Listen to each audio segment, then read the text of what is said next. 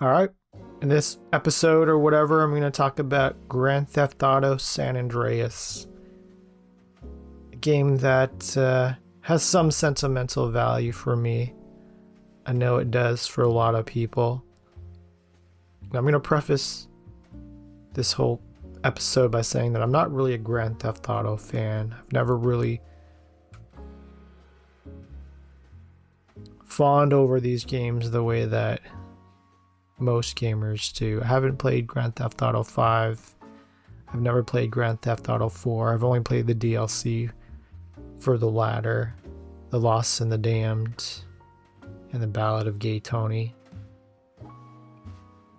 I have played Grand Theft Auto 3, Vice City, and San Andreas. Yeah. A dear friend of mine who's recently passed away, I know that San Andreas is one of their favorite games. And one time I was staying at their house and he was playing it just for the sake of it. And of the Grand Theft Auto games that I played, I would say San Andreas is my favorite. And so I've been meaning to play through it again, capture the footage, maybe do maybe not a live stream, but a kind of a face cam playthrough of that game. Yeah, so that's really it. I'm just going to talk about the game. Stream of consciousness, minimal editing. Looking at the Wikipedia page the other day, I was surprised to learn that it turns 20 this year, October 26th. Looking back, 2004 was a great year for games. It's one of those monumental years along with 2001 and 1998.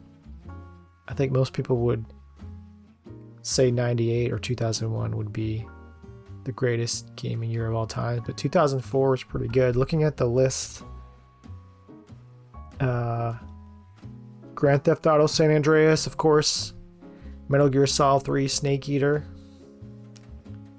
Sports fans, ESPN NFL 2K5 was released earlier that year. Halo 2. What else? Ninja Gaiden. Half-Life 2.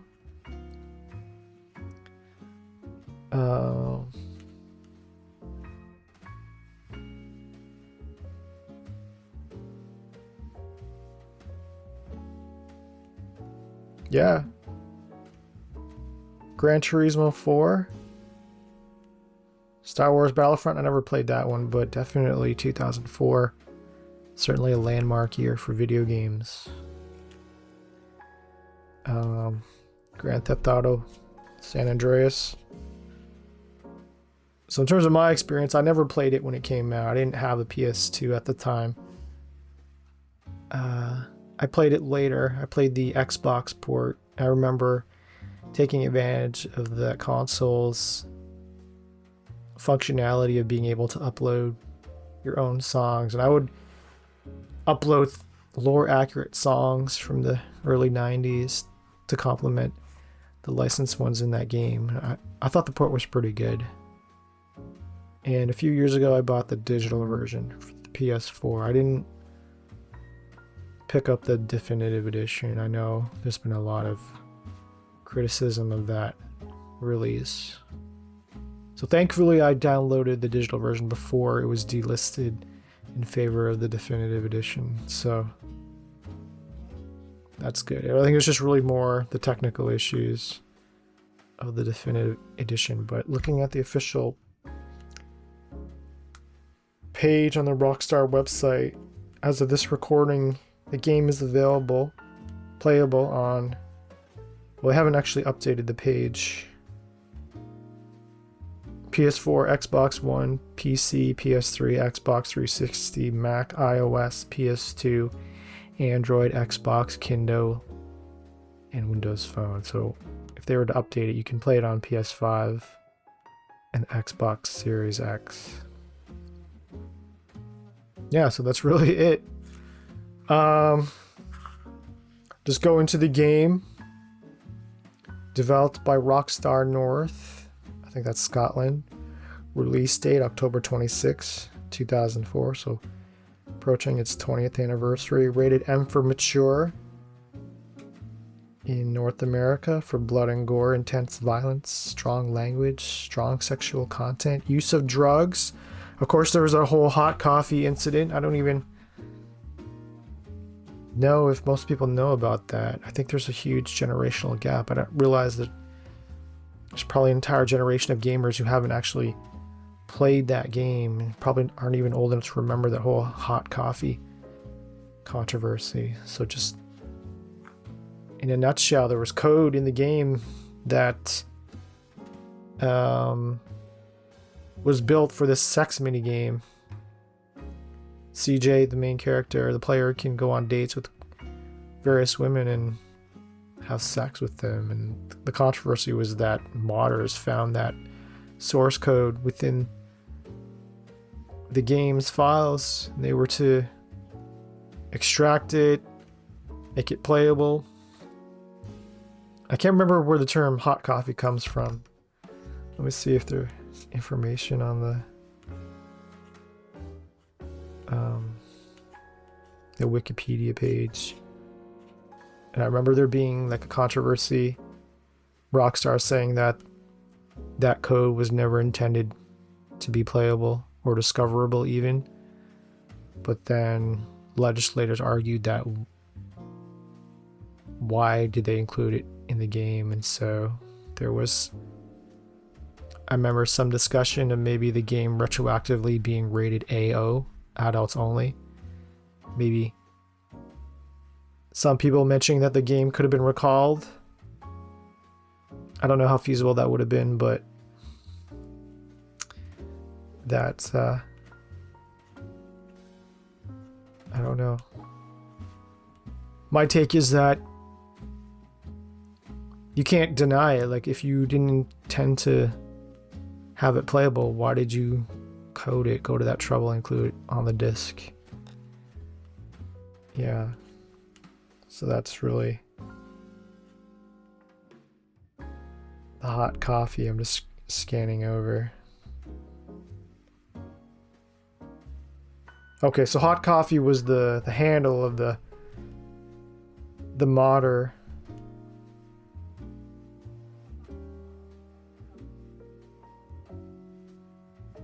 He released this modified code online under the name Hot Coffee after the euphemism used in this game. So it was a bit of both. It's the handle of the modder who was inspired by a euphemism that's used in the game.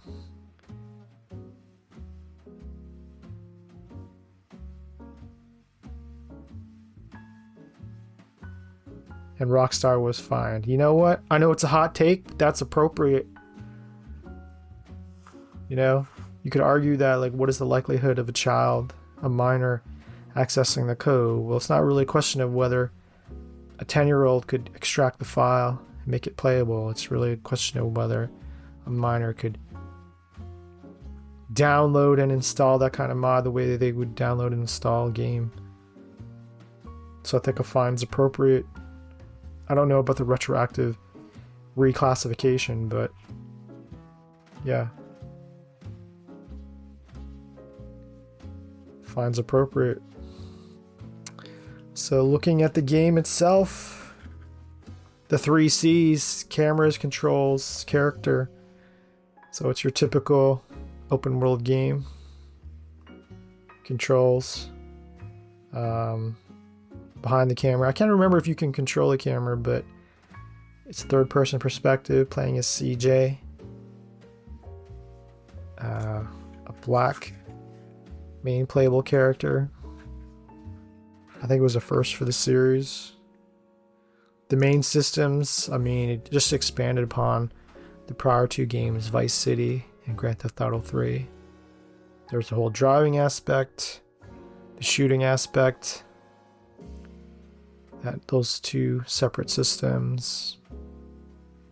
I think the main innovation of this game over its predecessors were having 3 distinct biomes, boroughs, cities, whereas the other 2 games were contained to one city with a very distinct aesthetic.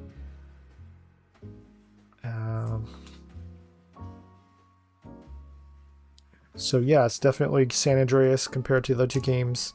Went back in time, so Grand Theft Auto 3 was released in 2001 at a contemporary setting. Vice City went back 20 years, the mid 80s, Miami. And then San Andreas would have jumped forward 5 to 10 years to the early to mid 90s. And it was also the first game set on the West Coast. I don't know where the name San Andreas comes from. It's not the name of the city. The main city in that game is Los Santos, which stands in for Los Angeles. There's also San Fierro, which is an analog, a fictional analog for San Francisco, and there's also Las Ventura, which is a fictional recreation of Las Vegas.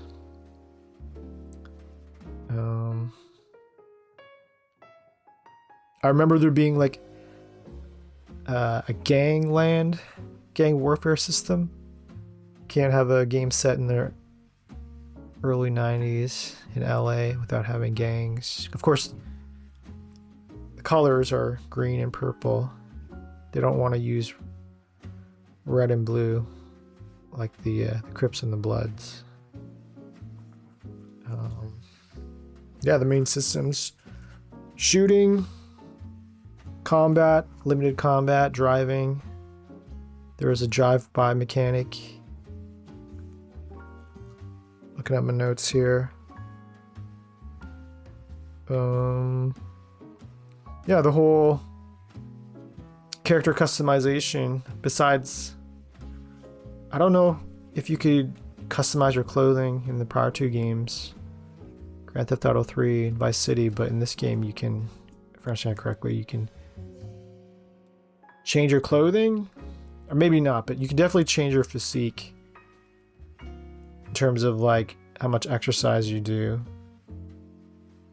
and what type of food you eat and how much. So you can have like a really thin CJ by default, or really jacked or overweight.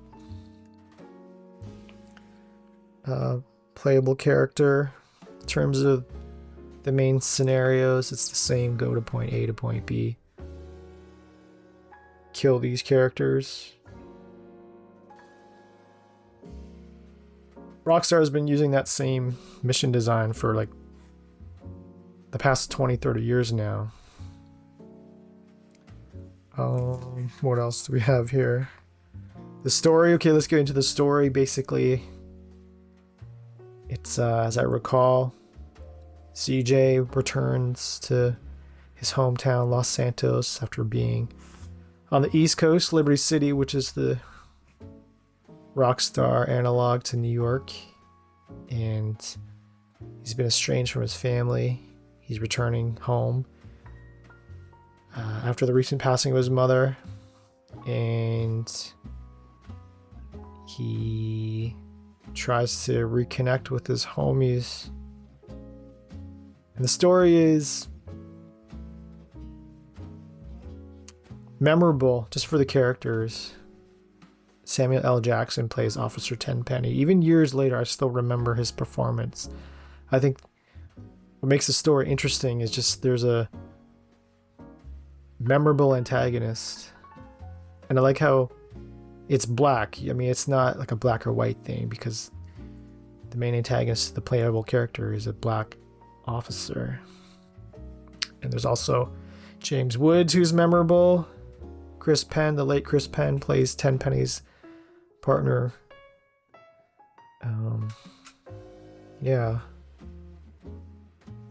Great.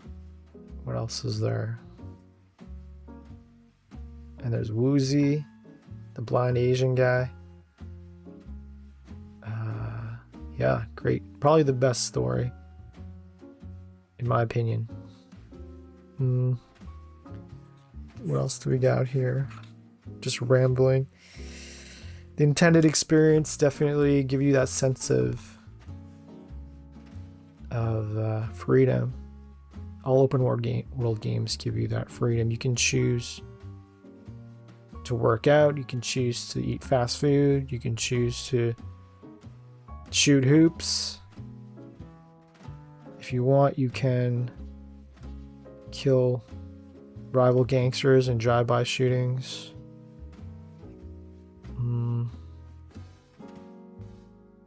Yeah, I remember Wisecrack, that YouTube channel, doing a video about how the Grand Theft Auto games give you the freedom to be as bad or as good as you want. They aren't necessarily encouraging people to do violence outside of the main story missions. There's memes of the train level, Big Smoke or whoever, saying that you just had to follow the damn train. I remember the helicopter missions for that shop owner played by David Cross. I don't think I had too much difficulty at the time. But the thing about those gang meetings, I think that's really like the next level of video gaming. Aside from AI, I think more games should have systems that make the world seem alive without input from the player character. And by that I mean just kind of looking at footage of Grand Theft Auto 5. It's this huge city, but it also feels empty because nothing really seems to happen outside of outside of the view of the character. So I think developers, if anyone works in the game industry and they happen to be watching or listening, I think a revolutionary step would be to model the activity within an open world the way real-time strategy games work, right? So you've got like the character, the player, controlling their own base, their area of that they can perceive at any given moment, but outside of that area, the computer is still doing things on their own. It's like the fog of war, right? You can see your area, but up beyond that, in the fog of war, you've got a computer faction or computer factions working to expand, do combat with other factions, gather resources, maybe even prepare for attacks, right? The world is not just standing around waiting for the player to move into action. I think something like that would be great, especially a gang situation, right? It's like your gang, you can take over territory, but if you don't actually expand and take it over, the computer's gang will do that. That would require resources, but that's something that I would like to see. Maybe in Grand Theft Auto 6, something like that. Probably the closest example I could give would be like Metal Gear Solid 5, right? If the player gets a lot of headshots or they do a lot of missions at night as opposed to the daytime, progressively the enemies will react. So they'll be wearing helmets to counter all the headshots that the player's been making, or they'll be wearing night vision goggles, anticipation of the player continuing that pattern of going on missions at night. That's an example of the world kind of reacting, but it's more behind the scenes, something more involved and in-depth. So let's say, as an example, maybe the player can choose to lead their gang and take control of a port where shipping supplies come in. But if they fail to do so, or they're slow in doing it, then the rival gang controlled by the computer would take over that area, and so they'll control the flow of weapons, for example. So whenever that player encounters that gang, they'll have better weapons and armor. But if the player kind of takes over that port, then the player controls the flow of weapons and armor. So that's an example of a world being alive, not just the illusion of being alive, not just having NPCs standing around and only pretending to come to life whenever the character is in that space. So that's the next evolution. I think something like San Andreas is a good framework, and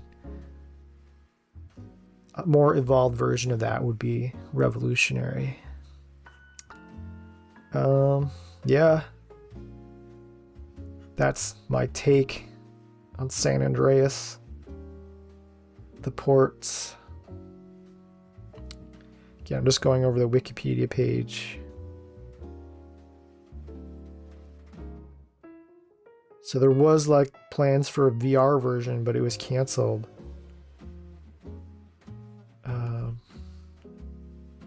So the remastered definitive edition was released for the Switch. Has it really been like 3 years ago? November 2021? Wow, I thought time is really flying by. I thought that was like 1 or 2 years ago. Existing versions of the game were removed from digital retailers in preparation for the definitive edition, but later restored as a bundle on the Rockstar store. Okay, so you can get the digital version that I have on the Rockstar store, but not on the console stores, it seems like. The PS store, whatever the Xbox equivalent is.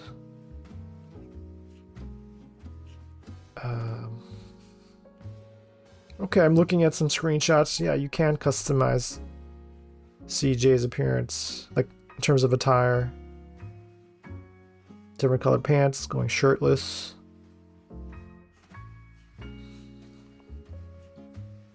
Grand Theft Auto San Andreas. Oh, the music, of course. Let's talk about the music.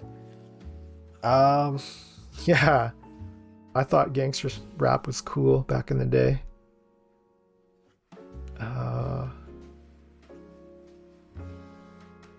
I don't know if the definitive editions still have that music. I'm not sure how long those licenses go for. Probably it's like a fixed period, and then Rockstar has to renew it continuously. I'm sure they've got the money, but that's not necessarily a guarantee. You have to consider the artists who aren't necessarily going to be the rights holders. You're reading stories all the time about major recording artists selling the rights to their catalog for hundreds of millions of dollars. So even if they had originally given their blessing, there's no guarantee that their songs would be in future games or continued to be approved for licensing. But the gangster rap, of course, oldies, what would have been considered oldies for that time period, or in that game. I remember Axl Rose plays a DJ, really subdued character. That must be kind of weird, playing a fictional character in a universe and you're hearing your work there.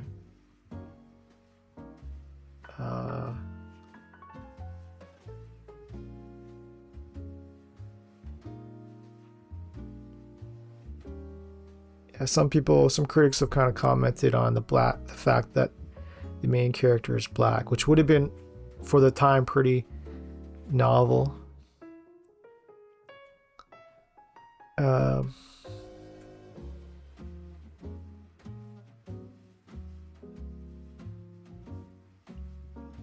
Run out of things to say. I set a 30-minute time limit, just kind of rambling, but the game is worth playing. I'm gonna play it. I'm actually kind of hyped for it. I think CJ can swim. I mean, I remember being really annoyed by that in Vice City, accidentally falling into a body of water and dying instantly.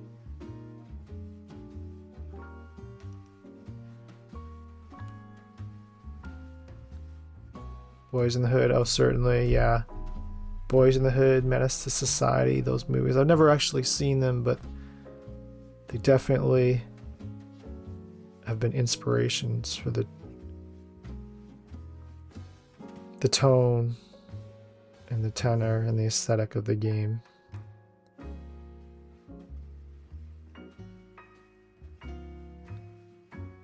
Satire.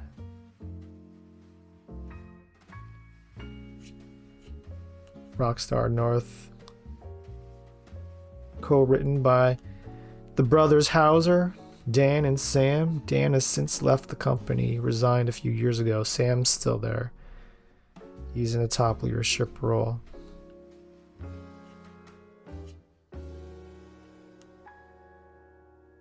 Fighting. 3 styles of hand-to-hand combat: boxing, kickboxing, and mixed martial arts. Although it wouldn't have been called mixed martial arts. That term didn't really come into common usage until, like, I probably would say maybe like 10, 15 years later.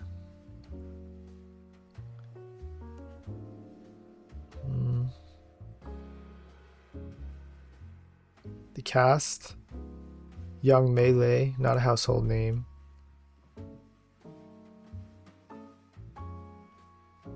Clifton Collins Jr. I remember him. He's a character actor, not a household name, but I've seen him in movies. He played a memorable character in the movie Tigerland, directed by Joel Schumacher, starring Colin Farrell. He also played one of the killers in the Truman Capote biopic. He's also has a small role in Once Upon a Time in Hollywood. He's white, but he speaks Spanish, so he plays the Hispanic boyfriend of CJ's sister. He's a cool character.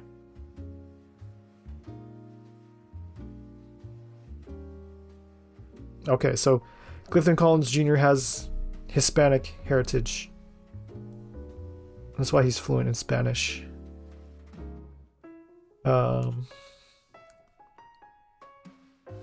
Yeah. So that's it. Running out of time. What can I add in the final 2 minutes?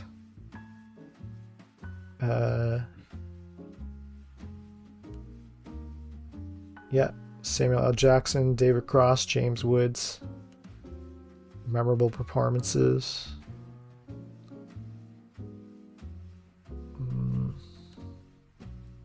I don't remember the game being as heavy into satire. I know there's all Rockstar games have some element of satire, but I don't really, nothing about the game stands out in terms of a story. Maybe the optimism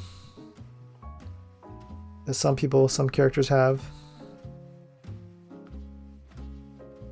Yeah, like for my money, my favorite open world Rockstar game to this day is still Bully. But in terms of the Rockstar or the Grand Theft Auto banner, I would say San Andreas is my favorite. I haven't played any of the Red Dead games. Yeah, so if you played San Andreas, I'm assuming you have if you're watching or listening to this, but I'm sure there's some people who haven't. And the end mission, successful mission music is an all-time classic. Okay, yeah. I feel like I've rambled long enough, but definitely I will play it. I'm motivated. You know, the recent passing of my friend, the upcoming 20th anniversary of the game, just the fact, the enduring quality of that game, I'm gonna, play it. I'm gonna record the footage separately and also kind of talk over it and then combine that for like a, not a live stream, but a kind of a pseudo stream, and then I'll have that footage, maybe do a story recap separately. So Grand Theft Auto San Andreas, one of the all-time greats, even if you're not a fan of the Grand Theft Auto series.